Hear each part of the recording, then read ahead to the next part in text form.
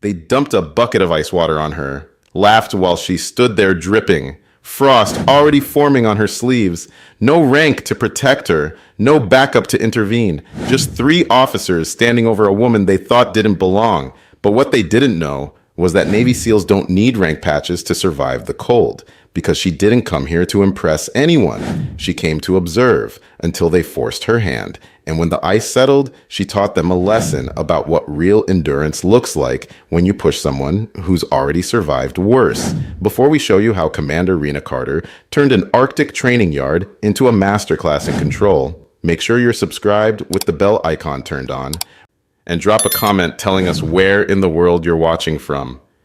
Because this wasn't a story about getting soaked. It was about what happens when you mistake silence for weakness. The floodlights buzzed overhead, faint, persistent, casting long beams across a training yard buried under 6 inches of snow. It was 4:30 in the morning, and the wind was already moving sideways, carving through the steel-roofed equipment huts with ice-speckled gusts that rattled the metal siding. Every cadet in formation stood locked at attention, breath hissing through balaclavas, shoulders squared against the bite of pre-dawn Arctic air. Lieutenant Cross paced the front line, hands clasped behind his back, boots crunching against frozen gravel. His voice cut sharp through the cold. Eyes open. Cold doesn't care if you're tired. Cold doesn't pause. Across from him, Lieutenant Dawes checked his watch. Broad-shouldered, red-eared, the kind of man who looked like he'd been born for sleet. 3 more minutes, he muttered. If they haven't dropped by then, they won't. Warrant Officer Hale stood further back, arms folded across his chest, watching the rows like a man sizing up cattle. He gave a small nod when a recruit near the end adjusted his stance without flinching.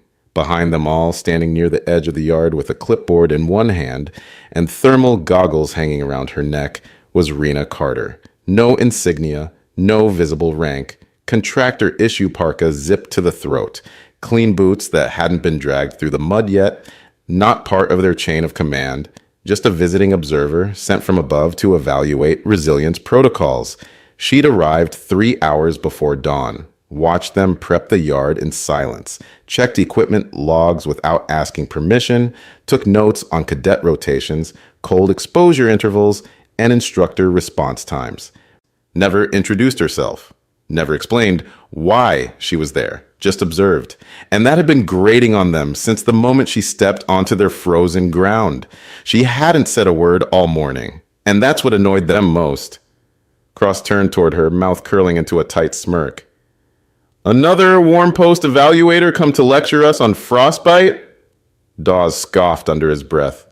Probably did her cold weather training on a tarmac in Florida. Bet she thinks -10 is freezing. Hale smiled, but said nothing. His eyes stayed on her face. She didn't flinch, didn't smile back, didn't even glance their way. Just stood there, tracking cadet movement, scribbling the occasional note without once pulling up her hood. Her silence wasn't passive. It was deliberate, and the officers hated it. They were Arctic-hardened men, trainers who'd spent months teaching others how to suffer through whiteouts and wind chill that could strip skin in minutes. Men who prided themselves on losing less than 10% of their platoons to frostbite in the last calendar year. This was their yard, their environment, and now some clipboard-wielding outsider was judging it? Cross exhaled sharply, his breath fogging between words. She won't last 10 minutes. But she already had, 25 minutes into the wind, unmoving, eyes clear, breathing steady. Not a word spoken, not even a shiver. And that silence, it wasn't just holding. It was pushing back. Breaks at this facility weren't long, weren't warm either. 10 minutes was all the cadets got to huddle near the barracks wall, stamp their boots against the cold, and suck in heat from tin canisters of weak coffee that tasted like rust and exhaustion. The officers gathered around the supply sled on the north side of the yard, their breath curling into the frozen air. Dawes rubbed his hands together, glancing over his shoulder toward the woman still standing by the bench. Clipboard still out, still writing. She hasn't moved in half an hour, he muttered. Not one complaint, not even a damn sniffle. Cross scoffed. She thinks she's proving something. Yeah, Hale added, tugging off his glove. proving she's good at pretending she doesn't feel it. He reached into the sled's shallow crate and pulled out a steel bucket. Slush sloshed inside, mixed with leftover ice shards from the earlier shock resistance drills, the kind of cold that bit even through gloves. Dawes raised a brow. Still got some bite in it? Hale grinned, tilting it slightly. Cold enough. Cross chuckled. You're not serious. I'm always serious, Hale said, but there was humor in it now, the kind that came before bad decisions. Call it a field demo. Let's see if Warm Weather Command breeds spine. Dawes let out a short laugh, then looked at Rinna again. She won't crack. She'll just write it up in some passive-aggressive memo and CC half the Joint Ops Department. She's not even reacting to the jokes, Cross muttered. That's what's pissing me off. She's not reacting because she doesn't belong here, Hale said flatly. No stake, no grit, just here to judge. The bucket sloshed again as he set it on a coil of rope, ready. You thinking what I'm thinking? Cross asked. Dawes cracked his knuckles. Not unless we're both thinking this observer needs a taste of the real North. Their grins matched now, wide, confident, mean. Around them, a few cadets loitered near the gear pile. Most weren't paying attention, but a couple heard the tone and turned halfway. Eyes cautious. No one said anything. No one intervened. One of them, a second-week recruit named Voss, had seen this kind of setup before. Back in basic, when the drill sergeants decided someone needed extra motivation, it never ended well. But speaking up, that ended worse. He looked at the woman by the bench, still writing, still calm, then back at the officers. He kept his mouth shut. Because if you weren't part of the cadre, and you weren't in command, you learned fast that it was better not to be seen at all. The bucket settled on the rope. Ready. Their trap wasn't subtle, but they didn't think it had to be. The wind had picked up again by the time they called her forward. Cadets were reassembling in ranks, stamping snow from their boots. A few still whispered among themselves, but most stood facing forward, eyes glazed from the cold and the early hour. None of them noticed the officers' nods, or the way Dawes pulled the bucket behind the rope tower, one arm shielding it from view. Lieutenant Cross stepped toward Rinna with the same theatrical stride he used in front of recruits. His voice carried loud enough for everyone to hear. Ma'am, since you're here to evaluate morale and conditioning under stress, we figured it was only fair you get the full picture. Rinna looked up from her clipboard, calm, curious, her lips parted slightly, but she said nothing. Dawes added from behind him. This next drill is called Cold Contact Exposure. Standard issue for third week immersion. Nothing extreme. Just helps show how recruits behave under shock. She nodded once, not approval, just acknowledgement. Would you be willing to observe from the impact zone? Cross asked, gesturing toward the shallow snow pit flanked by metal piping near the rope tower. She adjusted her footing and walked across the yard. Her boots crunched against frostbitten gravel. The cadets shifted. Some leaned forward.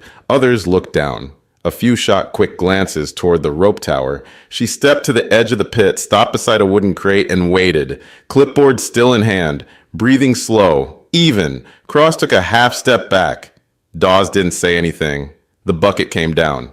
One brutal splash, a crash of ice water slamming into her shoulders, running instantly down her collar and spine, soaking through the fabric of her parka and into the thermal base layer beneath. Cold so sharp it stole breath. The gasp that went up from the cadets was loud enough to echo off the steel walls of the gear hut. A few of them actually flinched. One let out a short, stunned laugh and then immediately fell silent when no one else joined in.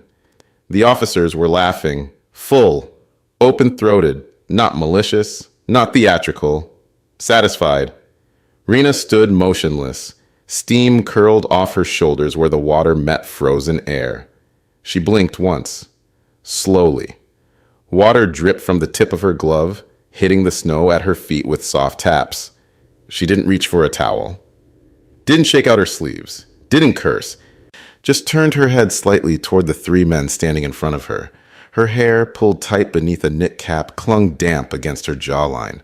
Her breath misted the air in slow, controlled exhales. Then she spoke. Quiet. Measured. You done? That was it. Not anger, not threat, just a question.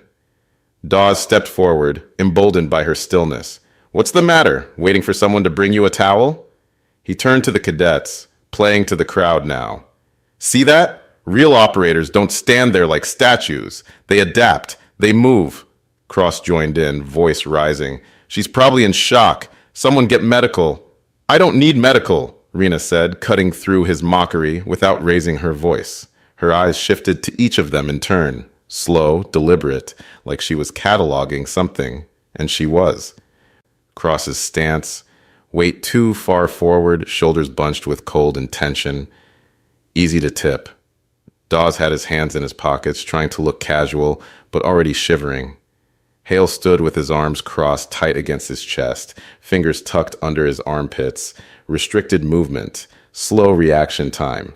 She'd seen this before, not here, not in training yards, in Kodiak, in the glacial river crossings where hypothermia was a test you either passed or didn't, where instructors stood on the banks watching candidates go numb, waiting to see who'd keep moving and who'd just stop.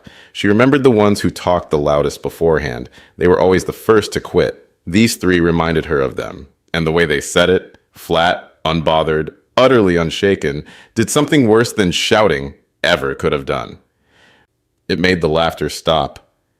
The wind howled across the open lot.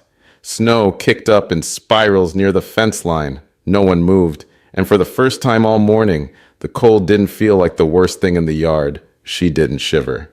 Even with the water soaking through her collar, running icy fingers down her spine, and freezing in place across her shoulder blades, she didn't move, didn't flinch. Her body knew this cold, had been trained for it. Hell-week surf torture, lying in the Pacific at night while waves crashed over you, and instructors screamed that quitting was just one bell ring away.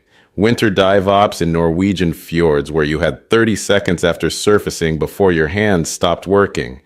The kind of cold that separated those who could compartmentalize pain from those who let it consume them. This wasn't cold, this was weather, and weather didn't get to decide when she moved. Rena Carter removed her gloves, one finger at a time, no drama, no rush. Her breath stayed calm, misting out in slow exhales as she folded the wet gloves in half and set them on the edge of the crate beside her. The fabric of her parka was already crystallizing, frost forming at the seams where water met air. Lieutenant Dawes gave a chuckle. Too loud, too forced. What, gonna cry? He asked. Or melt? No response. She turned slightly, her face unreadable, and looked toward the cadets. Their posture had stiffened, not from cold this time, from attention. Dozens of eyes followed her now. Not a word had been said to them, but they were listening anyway. She spoke without raising her voice. You think cold breaks people. Her tone was quiet, matter of fact. It doesn't. It shows you who never learned control. The words weren't aimed at anyone in particular, but everyone felt where they landed. For a second, no one moved. The only sound was the wind threading through the steel huts. Then she turned to face the cadet lines directly. Form up. No bark, no whistle, no rank authority behind it. And still, every cadet snapped into motion. Boots pivoted, lines tightened, shoulders squared. The kind of reaction you'd expect from someone with command clearance, not from an observer. The three officers exchanged glances. Warrant Officer Hale narrowed his eyes. She just gave an order, Cross muttered under his breath. And they followed it, Dawes said quietly. They didn't laugh this time. They didn't speak. And Rena? She stood dripping in ice, watching the formation come together tighter than it had all morning. Her expression hadn't changed. But the yard had. And while no one said it aloud, something fundamental had shifted. The woman they drenched wasn't backing away. She was stepping forward. The air had turned razor thin. Even the wind seemed to pause, like it was waiting to see what came next. Rena stepped forward. Just once. Onto the packed ice where cadets had spent the morning dragging sleds and crawling through frigid slush. Her boots crunched softly. The ice water still dripping from her collar was freezing instantly at the hem of her parka. She turned slightly toward the line of officers, eyes on Cross. Lieutenant, she said evenly, Since you favor practical instruction, I'll be using you for this next demo. Cross blinked. Excuse me? She tilted her head, voice steady. Core heat management during full body strain, field demonstration. You wanted the full picture, remember? The cadets stiffened. Some glanced sideways at each other. A few held their breath. Cross smirked. You serious? I am, she replied. Step forward. Hale muttered behind him. She's trying to show us up. She's welcome to try, Cross said under his breath, then stepped into the semicircle, chest out, shoulders squared. Rena didn't move at first, then she struck. Not loud, not fast, efficient. A step inward, pivot on the ball of her back foot. A hook behind his knee that used his own momentum to sweep him off the ground. Cross's boots flew out from under him. His shoulder hit the frozen earth with a flat, cracking thud that echoed across the yard.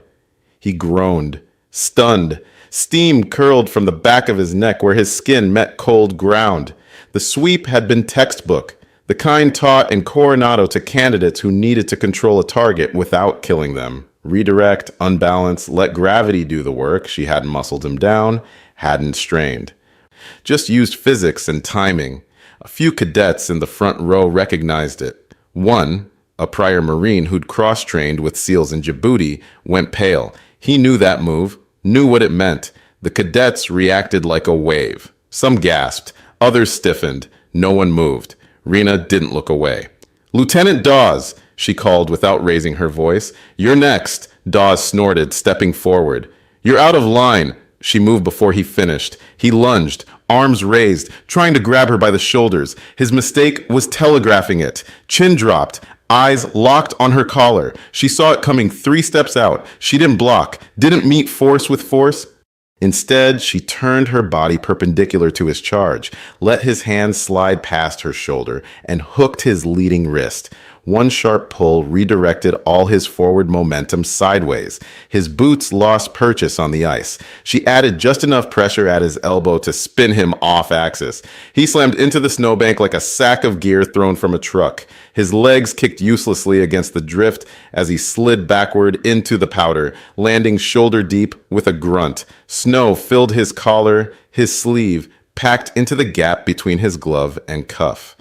A cadet in the 3rd row whispered, "Did you see that?" Another didn't answer, just stared. Rena turned smoothly to Hale. He hesitated. Just a second. That was all she needed. She stepped into his space, deflected his grasp, and dropped him with a downward spiral lock that forced his wrist into the ice. His breath came out in a sharp rasp.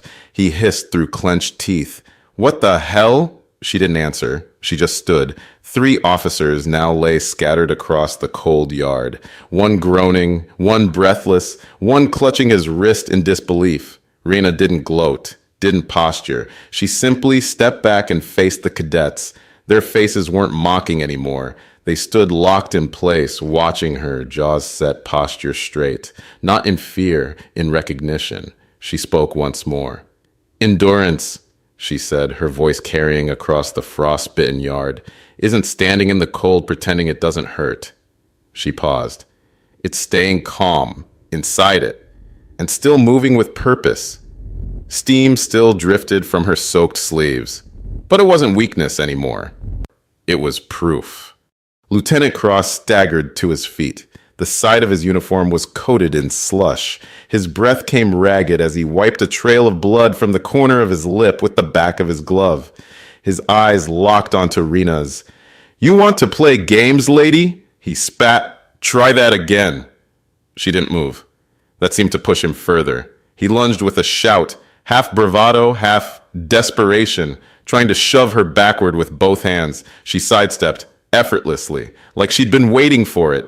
His boots hit slick ground, and his center of gravity went too far forward. The sound of him hitting the ice was louder than before, not a collapse, an uncontrolled sprawl. One arm flailed out, the other slipped under him as he landed face down in a patch of packed snow. A few cadets gasped. Rena didn't follow through, didn't touch him.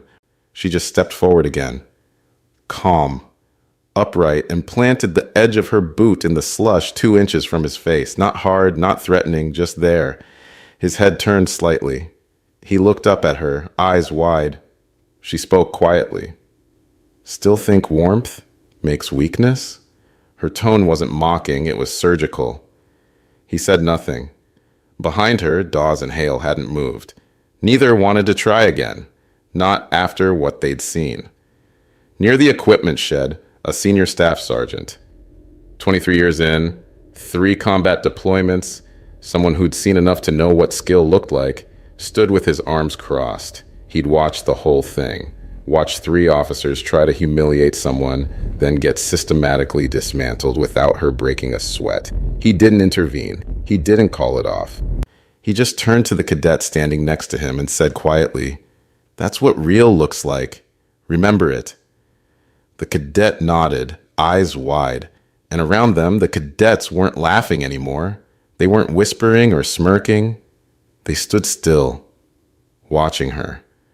Not like she was strange or unqualified, like she'd just rewritten the rules of the yard. A shift had occurred, one so complete it didn't need a command to cement it. The silence said it all. Rena took one step back from Cross. He still hadn't risen. She turned slightly as the yard fell into breathless pause. That's when the voice rang out. "What the hell is going on here?"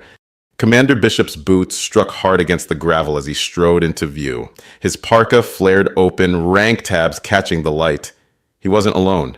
2 admin aides followed, scribbling notes on clipboards. Bishop's eyes swept the scene. 1 officer face down in ice, 2 more looking stunned and pale, a semicircle of rigid cadets, and at the center, a soaked woman, standing perfectly still, steam still rising from her sleeves. His jaw tightened. "Someone explain," he ordered, "now." And that was when the panic started. "She attacked us," Hale blurted, voice cracking under pressure. "We were demonstrating a standard drill, and she turned it into a circus," Dawes added quickly. "Escalated everything. Humiliated us in front of the cadets." Cross finally pushed himself to his knees, wincing. Mud and ice stuck to his sleeves. "We were trying to include her. She blindsided us." Commander Bishop didn't say a word, not yet. He studied them first, their disheveled uniforms, their labored breathing. Then he turned to the cadets. None of them spoke, but their eyes said enough. Then he looked at Rena. She stood tall, arms at her sides, shoulders square despite the fact that her uniform was still soaked through. Her parka clung to her ribs. The frost clinging to her sleeves was starting to melt now that her core heat had fought back. She didn't speak, didn't defend herself. She didn't need to. Bishop took a step forward, frowning. "You're the Joint Command observer." She nodded once. His eyes dropped to the edge of her left wrist as she reached up to adjust the strap of her goggles. There, just under the cuff of her sleeve, he saw it. The faded ink, not large. Not attention-seeking, but unmistakable. The gold trident. Time slowed. Bishop stared at it, then at her face. "Wait," he said, voice lowering. "Carter? Rena Carter?" She met his gaze but didn't answer. He took a half step back, stunned. "Cold Survival Division, SEAL Team 12, SEER qualified, 4 winters embedded with Arctic Advance Ops in Greenland, right?" Still no answer. She didn't need to say anything. He turned to the officers, his voice now glacier flat. "You dumped a bucket of ice water on a Navy SEAL. One who built half the cold endurance protocols we use here. One who ran winter combat simulation at altitude while you 3 were probably still asking how to lace your snow boots." The color drained from Dawes' face. Hale's jaw clenched, but he said nothing. Cross had finally risen to his feet, only to drop his eyes to the ground. Like he couldn't stand to look at anyone. His hands were shaking now, not from cold, from the realization of what they'd done, what he'd done. He'd spent 6 years as an instructor, built a reputation on toughness, on holding the line, and in 10 minutes, he'd thrown it all away because he couldn't stand being evaluated by someone quieter than him. Bishop wasn't done. Commander Carter spent 2 winters embedded with Norwegian forces above the Arctic Circle. She wrote the manual on cold water extraction we still use for dive ops. She qualified more SEALs through Winter SEER than anyone in the last decade. His voice dropped, but somehow carried further. And you three thought she was soft because she didn't have a tab on her sleeve. Dawes opened his mouth, closed it. No words came. Hale's hands had started shaking, and it wasn't from the cold anymore. Cross looked like he wanted the snow to swallow him whole. Bishop turned to the cadets. Does anyone here think what just happened was acceptable? Silence. Does anyone here think these officers demonstrated discipline, respect, or judgment? More silence. Heavier now. One cadet near the back, prior enlisted, older than the rest, spoke up, voice steady. No, sir. Bishop nodded once. Good, because if you ever treat a fellow service member the way these three did, I'll personally ensure you never wear this uniform again. The cadets didn't move. Not a breath stirred among them. The entire formation had frozen into something close to reverence. Bishop turned back to Rena, this time with a touch of something different in his eyes. Not apology. Recognition. He didn't salute. He didn't need to, because the weight in his tone said it all. You wrote this course. She said nothing, but the look on her face, it said she'd already known. The silence lingered. Even Commander Bishop didn't feel it. The cold hung heavy, but not like before. Now it felt different, not hostile, just waiting. Rena turned her gaze to the cadets. Some stood ramrod straight, eyes locked ahead. Others stared at her directly, as if seeing her for the first time. She didn't raise her voice. She didn't need to. Don't confuse weather with warfare, she said. A man can survive cold and still break the moment pressure hits. She let that settle. The mind endures longer than the body ever will, but only if you train it to. She took a step closer to the formation. Not aggressive, just present. You'll face worse than ice water out there. You'll face exhaustion you can't sleep off, fear you can't talk away, pain you can't medicate. And in those moments, nobody's going to care what tab is on your shoulder or what school you graduated from. Her eyes moved across the line, meeting faces, holding gazes. What they'll care about is whether you can still think when your body wants to quit, whether you can stay calm when everything's going wrong, whether you understand that control isn't about being the loudest or the strongest, it's about being the one still standing when the noise stops. A few cadets shifted, small respectful movements, no nods, no applause. Just weight settling into them like a quiet order they understood instinctively. She turned toward Bishop. Training standards met, she said. Evaluation complete. Then she walked, her boots pressed into the wet snow with a rhythm that cut straight through the silence. Cadets made way, not because they were told to, because they didn't dare stand in her path. One cadet, a kid from Nebraska who'd joined because his grandfather was Navy, who'd spent the last 6 weeks wondering if he had what it took, watched her pass. He'd seen the whole thing, the bucket, the silence, the way she moved like water around stone. He'd laughed earlier, not loud, but enough. Now, he couldn't stop replaying it, the way she hadn't defended herself with words, hadn't argued or complained or threatened. She'd just been. And when pushed, she'd responded with exactly enough force to make her point. Nothing more. That was control. He understood it now in a way no instructor had ever explained it. She crossed the yard slowly, frost crackling beneath her with each step. No one followed. No one called after her. The officers stayed where they were, humiliated and forgotten. Bishop didn't speak again. He just watched. And when Rena reached the far end of the yard, just as the sun crested over the snow-streaked ridgeline, the light hit her shoulders in a flash of gold. Steam curled from her sleeves, and Bishop, almost to himself, muttered, "And that's why they never freeze." What would you have done if someone tried to humiliate you like that? Do you think true strength is in striking back or standing still? Drop your answer in the comments. I read every one. Smash that like button, subscribe, and tap the bell so you never miss the next operation. And if you know someone who thinks silence means weakness, send them this story. Your next mission's already on the screen. I'll see you tomorrow. Same time. Brand new story.